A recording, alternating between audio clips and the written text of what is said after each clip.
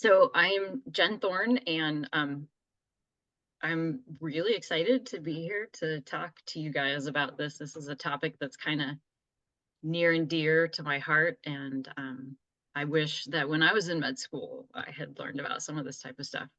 Um, but full disclosure, I'm actually a trained pathologist, and I don't work in food systems as a job. But it's a topic that I've been passionate about for a long time. Starting with looking at the impacts of food systems on health, and eventually led me to go back to do a master's in public health a couple years ago. Oops, sorry. Um, and in the field of One Health. And what really kind of spurred that was my interest in nature-based solutions to climate change, particularly when they involve the food system. So I just wanted to get some more training to figure out how, from a health standpoint, some of those nature-based solutions could be addressed. And so currently I do have some roles in the food system. I work pretty closely with the Community Gardens of Tucson, which operates 20 community gardens around town, and really works to bring local produce to people and address some food insecurity. And I work with the Pima County Food Alliance, which brings together actors from various parts of the food system, including the consumers at the end. And we've had the opportunity to work with the health department on some like produce prescription programs and bringing healthy foods into institutions. And maybe most importantly, I am a food consumer. And for the last decade or so, and I'm a mom, so I feed children, and have worked to change our diet to be more in line with one that supports the planet and climate change mitigation. So what you didn't hear is that I am not a farmer and I am not an environmental scientist and or an engineer or any of those kinds of things. So just understand that that's the lens that you're going to hear all of these topics through. So as we talk about this stuff, I want you to think about a couple things and hopefully jot down some notes, and we can maybe talk about this at the end. But when we talk about nature-based solutions, a lot of times there's co-benefits beyond just the problem that we're trying to solve. So think about what some of the additional benefits might be with some of these changes that we talk about, and I'll bring some of them up. What are some barriers that you could foresee to making some of these changes? And what do you think it will take to overcome those barriers? And finally, where could you see yourself in this, whether that be personal or professional? Just think about what type of a role you might be able to play. And I think that you all have had the opportunity to watch last year's talk. I'm going to try not to repeat anything from that. And I know that was a really broad look at the food system and how climate change is impacting the food system and how that impacts health and food security. We're going to focus on solutions this time. So a really fun talk, hopefully. And this slide here is just to give you an idea of where the emissions, the greenhouse gas emissions, come from in the food system, so that we can talk about where areas that changes can be made. So there's a couple of different estimates. It's usually estimated anywhere from 1/4 to 1/3 of greenhouse gas emissions are as a result of the food system. And those differences just come from how land use change is calculated or what products are included in agricultural production. And then this one here on the left doesn't include anything post-retail, so no emissions resulting from food waste or from consumers. So this is kind of just a quick survey of where we think the emissions from the agricultural system come from. And then this looks at it by food group. Don't worry about the details, but we're taking different types of foods and then mapping out where in the food system emissions are generated. So the real take home here is that land use changes and farm emissions for most foods make up the vast majority of where the emissions come from. We get into a bit with animal products, the emissions associated with producing animal feed and a little bit of processing. But in general, the transport, the retail, and the packaging make up a little bit, a lot lower amount, a lot lower percentage of the emissions. And this does not consider food waste. So we're going to talk about a lot of different aspects of ecosystems that get affected when we talk about the food system. So yes, we're looking at the greenhouse gas emissions from agriculture, but also about half of the world's land is used by agriculture. 70% of global freshwater use, almost 80% of ocean and freshwater pollution is a result of agriculture. We have the majority of our animal non-human biomass comes from livestock, and 70% of bird mass comes from poultry for agriculture. And not included on this, but also important, agriculture affects insect pollinator diversity, and crop diversity is also really important. So when we talk about changes to the food system, here are some ideas of where we might see benefits. And the great thing about agriculture is it is a carbon-based system. And not only, so when we talk about making improvements with agriculture, not only do we have the opportunity to decrease greenhouse gas emissions, but we also have the opportunity to store carbon. So those are the first two changes, but when we make changes in the food system, as you learned from the previous lecture, we have the opportunity to improve health. We can decrease water and air pollution and plastic pollution. We can restore soils, and you guys have probably all heard some pretty dire projections of how our soil loss is impacting like future crop availability and things like that. We have the opportunity to increase biodiversity, and that's basically along the entire chain, from microbes all the way up to larger mammals, and also includes plants. We have the ability to restore cultural connections to food. This is more obvious in some cultures, but I think we probably don't have to go back very far, and most all cultures were very connected to food. And then we have the opportunity to improve food security. So this is a really busy slide. And really the gist of this is, when we talk about food systems, we really need to do two things. We have to adapt, because we all know that climate change is impacting our food systems in a variety of ways. But then we also have to mitigate to try to bring down carbon and make some headway against climate change. So this is kind of going to guide some of the topics that we talk about here on the left. These are the ways that the food system can mitigate climate change. And the dark green ones are the ones that have the highest impact. And the reference for all of these are in the back of the, if you want to read more about it, they're in the back of the presentation, or the end of the presentation. So the first solution we'll talk about is regenerative agriculture. And I know you have a lecture on this coming up, so I'll just talk about this real quickly. When we talk about regenerative agriculture, I kind of like to think about it as it's agricultural techniques that preserve and improve soil, essentially. And you all know soil. This goes back to like elementary school biology. There's organic components, there's mineral components, there's gases, there's microbes, there's invertebrates, liquids, all different. It's made up of a lot of different components.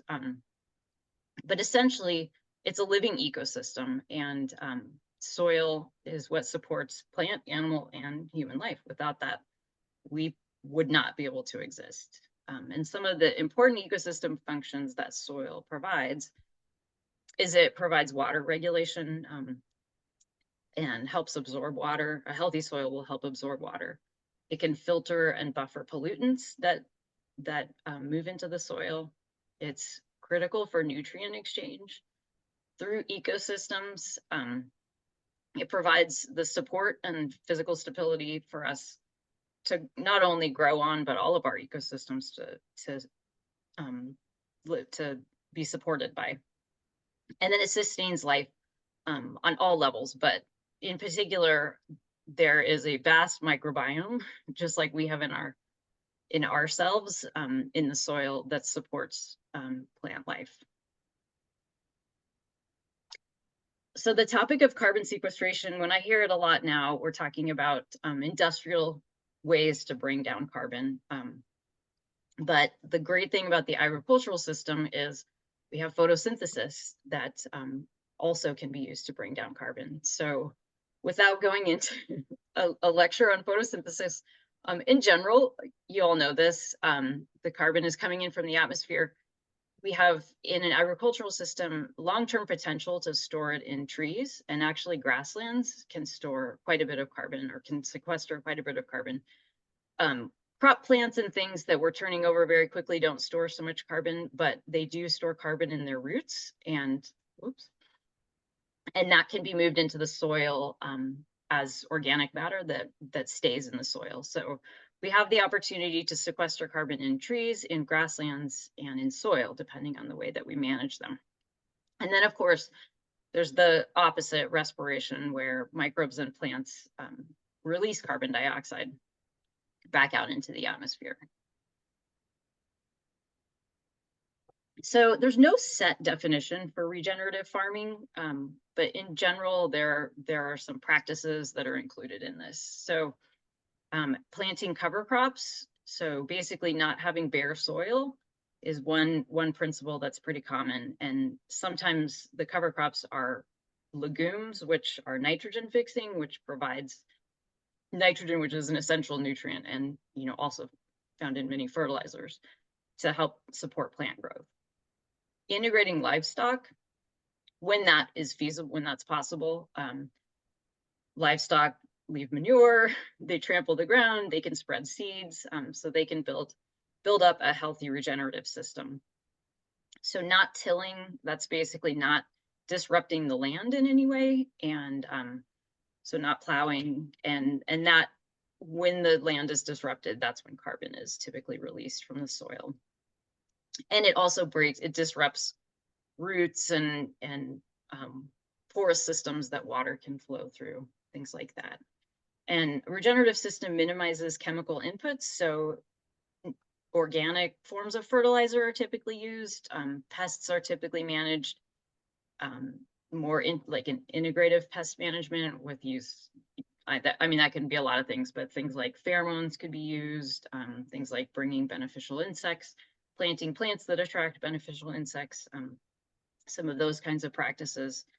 Crops can be rotated, so conventional agricultural systems will grow the same crop over and over, which depletes the soil of the nutrients that particular crop needs. So if you do things like rotating legumes one time and tomatoes the next, or something like that, you're providing different nutrients, and the crops are using different nutrients. And also it can be helpful for like pest management. And then increasing the biodiversity. And so the microbes actually provide a really critical role to nutrient cycling in the plants, and assist with uptake of nutrients. And so as you have more microbes, you have a more resilient system, and a system that can grow stronger, healthier crops. So this is just to illustrate some of the carbon sequestering potential of some of these different types of practices. And the orange is looking at more like crop and grassland systems, and then the blue is looking at a woody perennial. So I think this looked at vineyards and like coffee ecosystems. So as you can see, each of these practices had varying degrees of carbon sequestration, and they did show that like practicing multiple of these could sequester more carbon. So in summary, what are some of the benefits of regenerative practices? And we'll talk, these will keep coming up throughout the lecture, but most importantly, it restores and maintains healthy soil. And then that soil can help sequester carbon both in the soil and in the plants that it sustains. It can then improve crop resilience. This is particularly in the arena of in low water situations or in times of drought. A healthy soils will store much more water and provide a lot more resilience to drought. And in situations where there's increased rainfall, healthier soils will hold the water and absorb the water so it won't run off and it won't lead to flooding and crop damage and things like that. There can also be some resilience towards pests. And as climate change continues, we will see different types of pest infestations with crops. It's an efficient way to use resources, so farmers don't have to purchase things like fertilizers, which are very expensive, pesticides. So the amount of inputs coming in are lower. There are a fair number of studies that show that the food produced in a regenerative agricultural system is more nutrient dense and healthier for humans. It can protect watersheds both by not having the increased fertilizer running into watersheds, but also buffering and holding in some pollutants and decreasing erosion. And then it'll improve biologic diversity, and it can create farmer economic resilience, particularly when you think of crop resilience. So the next solution, I'll stop for just a second. Does anyone have any questions? Okay. So the next thing to talk about is livestock management. And I think y'all probably know that cows get a pretty bad rap when it comes to their contribution to climate change, that they are by far the highest emitting source of protein out there.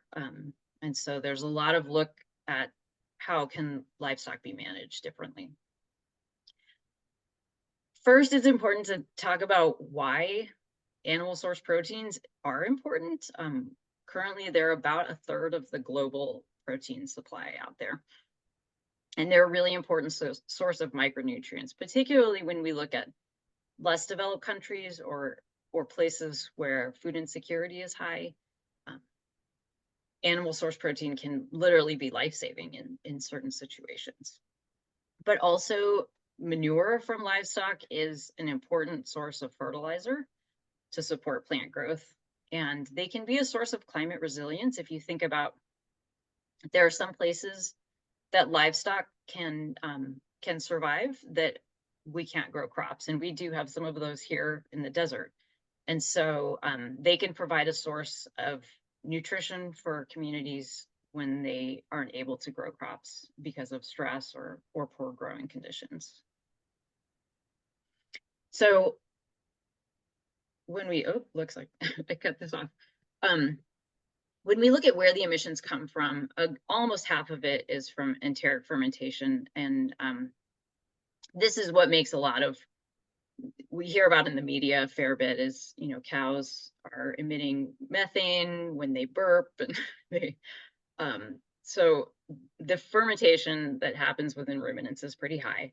A lot of the other emissions come from feed related. So whether that be producing feeds, manure for feeds, those kinds of things.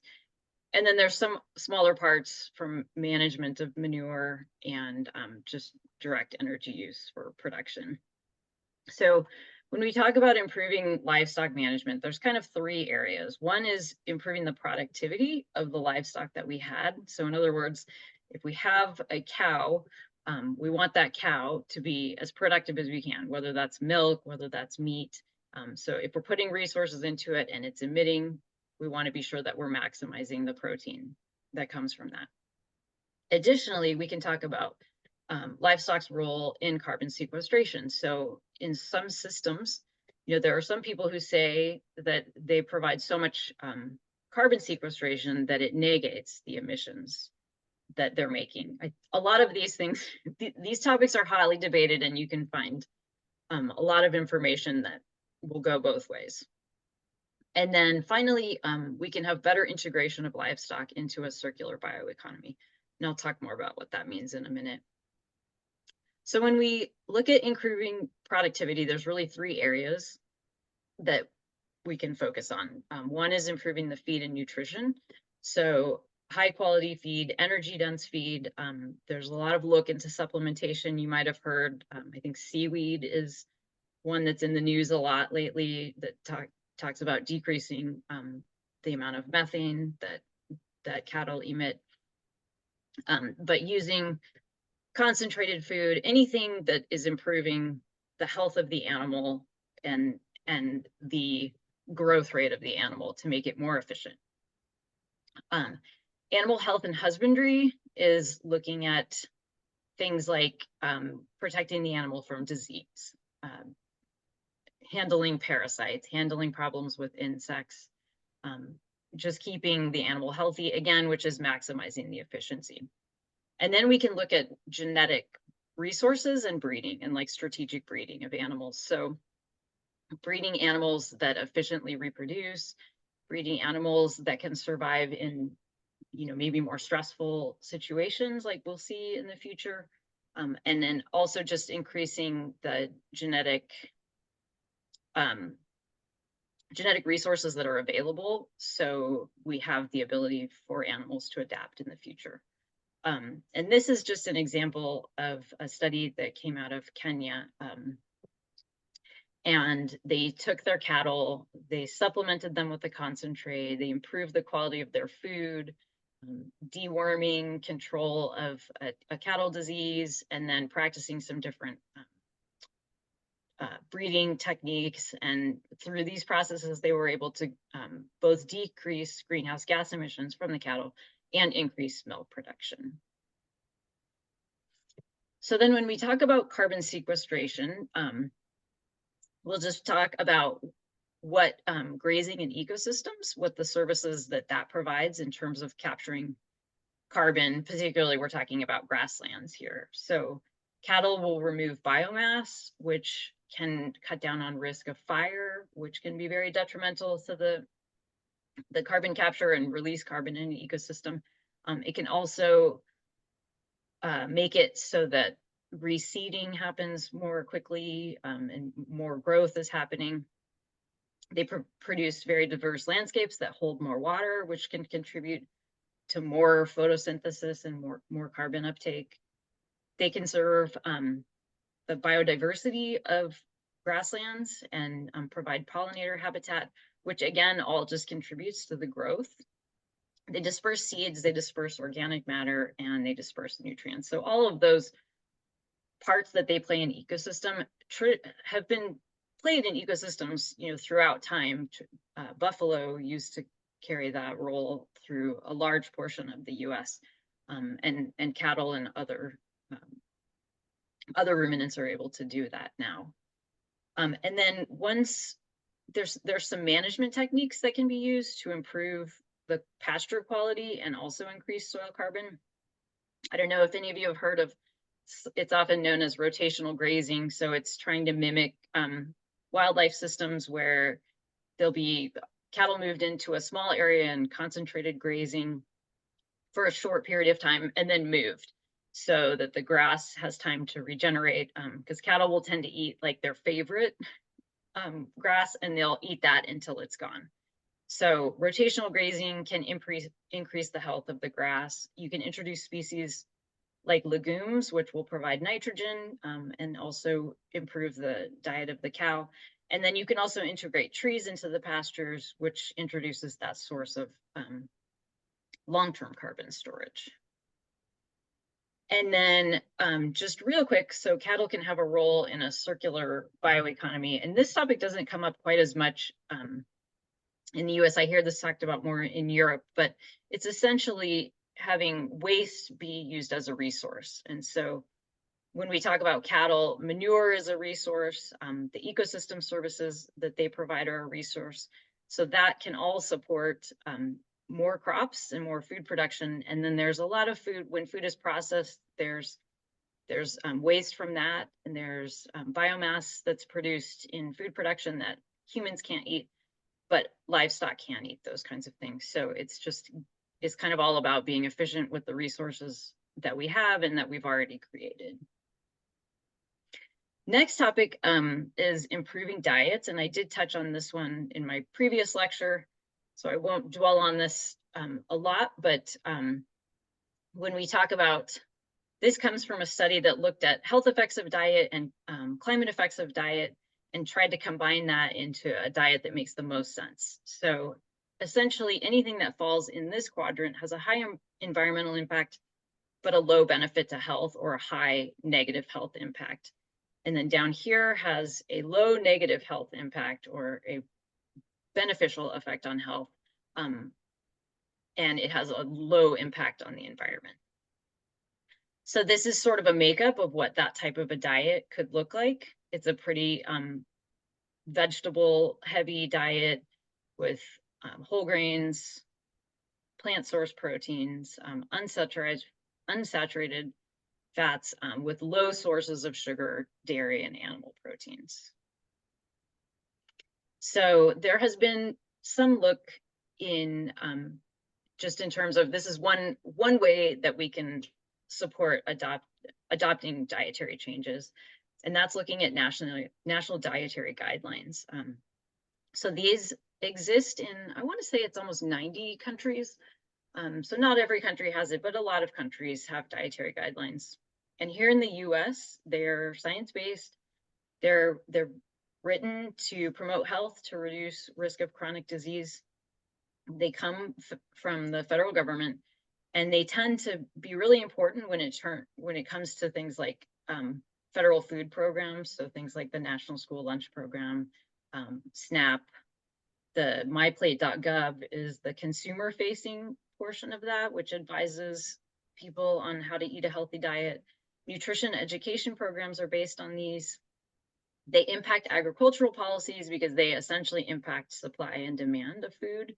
And then, though they're federal, they often are used by local and state governments, by industry, including the food industry. They form the basics of programs and local policies. So when dietary guidelines adopt sustainability, it can make some significant changes.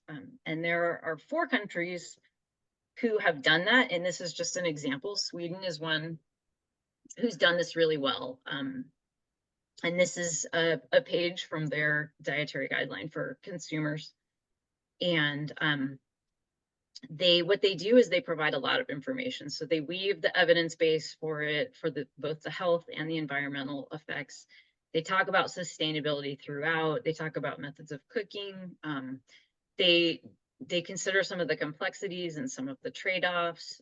And it's just a really neat resource, and one way to potentially support healthier diets. So I'll just pause here. We don't have to talk about this now, but I do think that diets are one area that physicians can play a role. And just, take a second to think about what are some of the challenges that are associated with changing diets. I think we all know that behavioral changes are really tricky.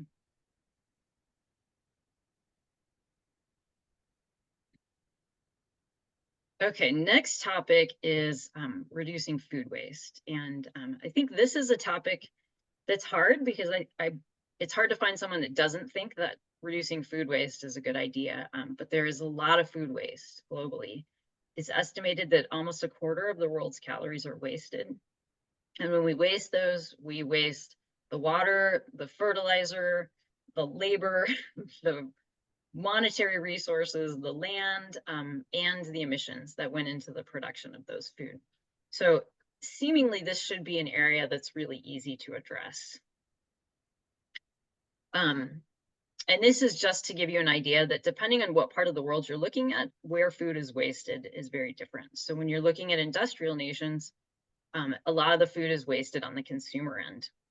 But as you look at less developed countries, food is wasted more in processing, transport, some different areas. So this is just to get an idea of where food is wasted. And remember that this is really different if you're looking at an industrial nation versus a less developed one.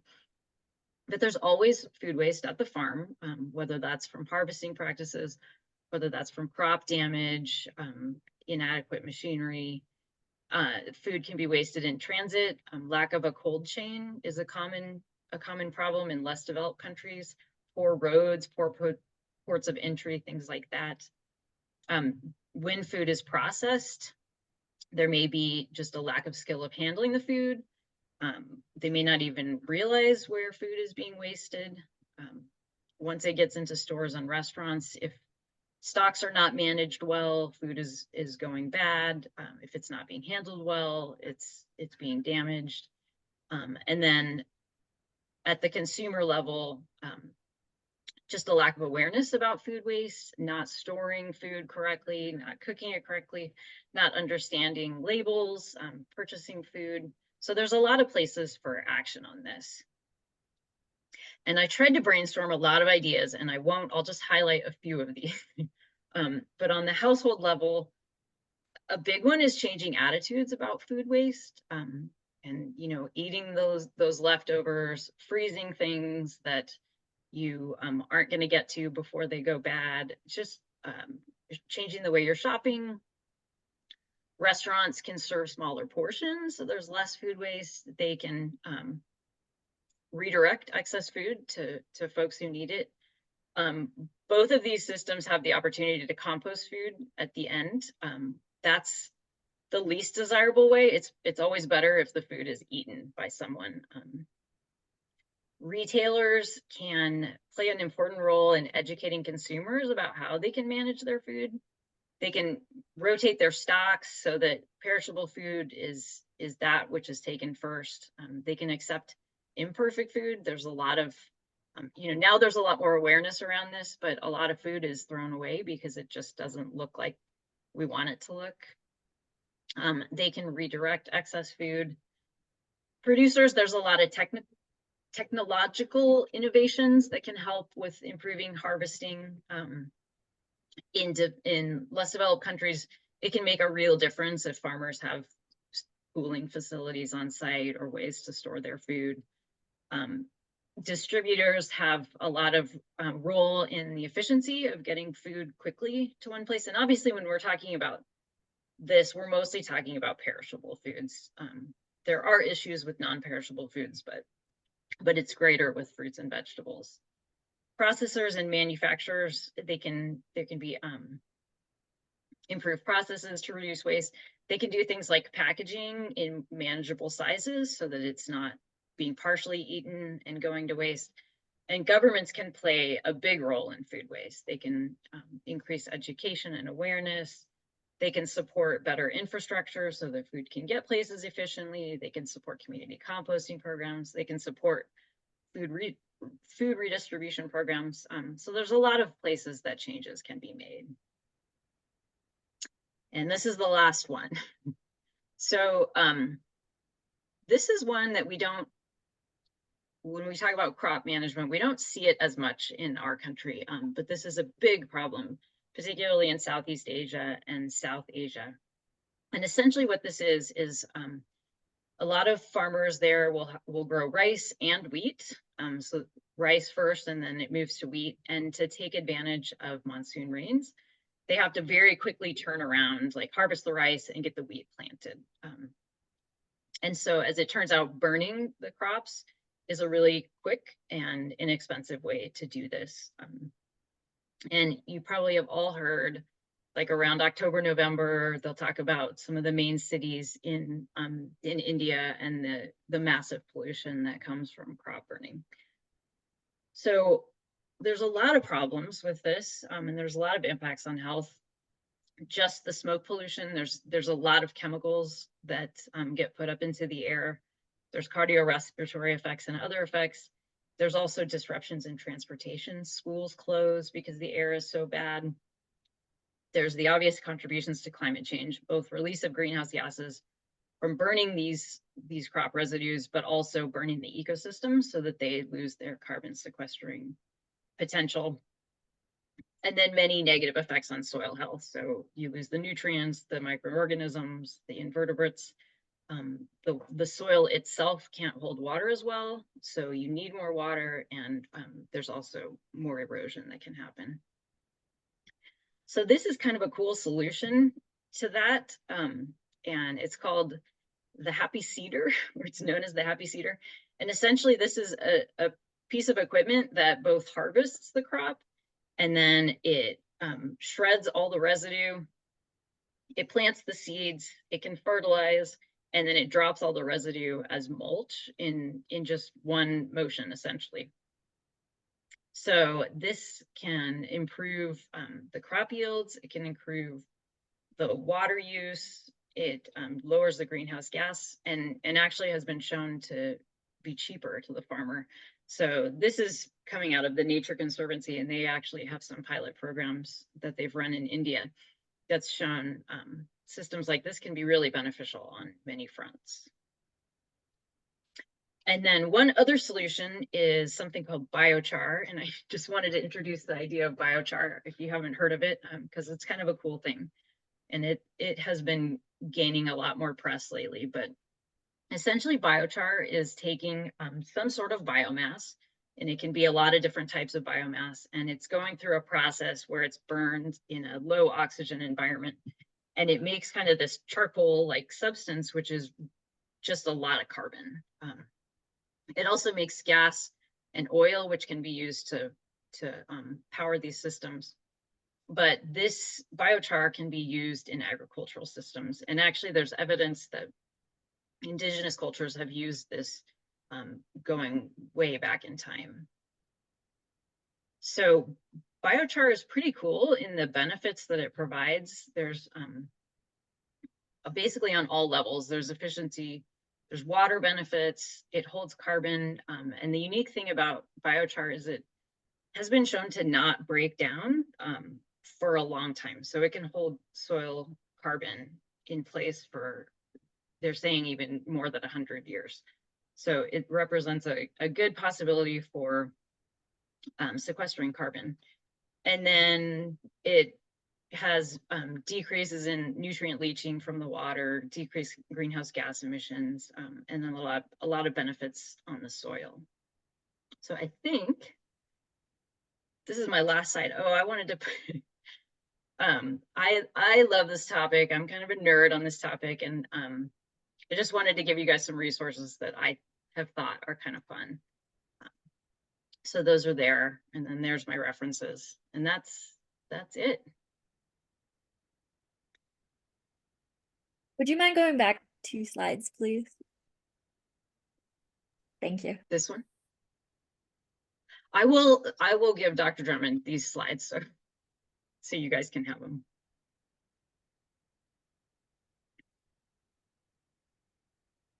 Awesome, Jen. There was a question, and they Elise had a good question. So she said, Dr. Thorn, what are your thoughts on lab-grown meat? Is there an environmental benefit to this? Is there a nutritional trade-off? What are the challenges to implementing this alternative protein source on a larger scale? Yes, that's a great question. I think a lot of those answers we don't know yet. There are definite environmental trade-offs to lab-grown meat. Sometimes it can have a pretty high footprint as well. Goodness, to be honest, I don't know where I stand on this quite yet. There's